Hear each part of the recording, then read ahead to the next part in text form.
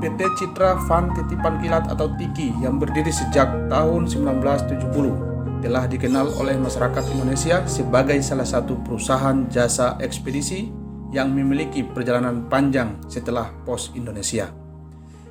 Dikenal jaringan yang terbesar luas di Indonesia, TIKI yang awalnya hanya mencapai kota Pangkal Pinang, Sumatera, Semarang, Jawa Tengah, dan Surabaya, Jawa Timur, saat ini telah memiliki 500 kantor perwakilan TIKI di seluruh pelosok Nusantara. Namun belakangan ini viralnya pemberitaan di media online yang menghebohkan perusahaan jasa ekspedisi pengiriman barang untuk itu dengan kasus dugaan kejahatan korporasi dengan ditemukannya dugaan mengelabui tarif biaya, dugaan mempermainkan berat timbangan, dan dugaan mempermainkan jenis layanan yang dilakukan oleh perusahaan TIKI hingga merugikan konsumen TIKI itu sendiri. Seperti yang diberitakan pada media online sindonews.com, rcti-plus.com, rri.co.id, dan detikindonesia.co.id. Dengan merasa dirugikan, konsumen TIKI tidak tinggal diam dan akhirnya menempuh proses jalur hukum di Pengadilan Negeri Bekasi hingga perusahaan tersebut juga sempat diadukan ke Komisi 6 DPR RI. Hingga akhirnya perusahaan TIKI sendiri kalah sebagai tergugat di meja peradilan. Dalam putusan Majelis Hakim Pengadilan Negeri Bekasi telah menguatkan putusan Majelis Arbitras BPSK Kota Bekasi nomor 01-BKS-2020 dengan menetapkan putusan yang bunyinya mengadili mengabulkan sebagian permohonan dari penggugat, menyatakan pihak tergugat bersalah dalam melakukan pelayanan terhadap konsumen, menetapkan sanksi administratif terhadap tergugat PT Citra Van Titipan Kilat atau TIKI sebesar 200 juta rupiah, mewajibkan pidana denda sebesar 150 juta rupiah terhadap PT Citra Van Titipan Kilat atau TIKI, kata Rico Renaldi, Ketua Lintas Generasi Milenial Bekasi saat mendengar sejawatnya menang dalam permasalahan ini.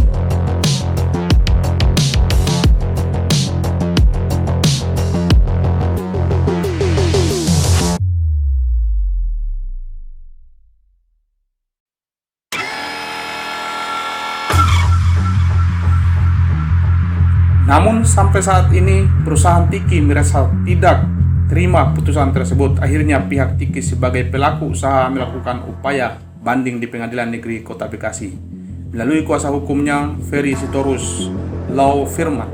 Namun hal tersebut gagal meyakinkan hakim majelis. Bukti-bukti baru yang diajukan Pengadilan Tinggi tidak bisa mendukung dalil-dalil permohonan keberatan.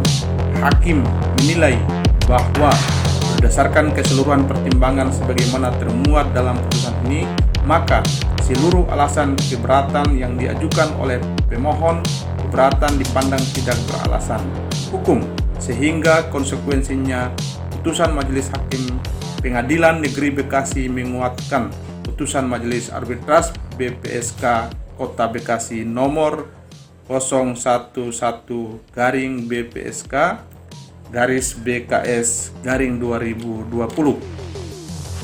Selain itu, adapun penguatan dari bunyi putusan Pengadilan Negeri Kota Bekasi nomor 295-PDT-SUS-BPSK-2020 PNBKS, yaitu menyatakan permohonan keberatan yang diajukan oleh pemohon keberatan selaku pelaku usaha atau tergugat dalam perkara BPSK secara formil dapat diterima, menolak permohonan keberatan yang diajukan oleh permohonan keberatan dahulu tergugat pelaku usaha bertanggal 23 Juli 2020, menguatkan putusan Badan Pengawasan Sengketa Konsumen BPSK Kota Bekasi nomor 011-BPSK-BKS 2020 bertanggal 9 Juli 2020 menghukum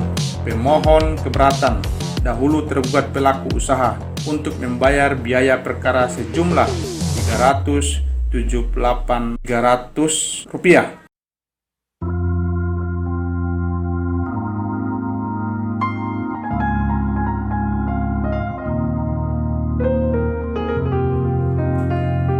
Dari fakta-fakta hukum yang telah terungkap di meja peradilan dengan putusan yang telah diingkrah, membuat nama baik perusahaan yang telah berdiri dari tahun 1970-an ini jadi tercoreng jelek di mata konsumen masyarakat.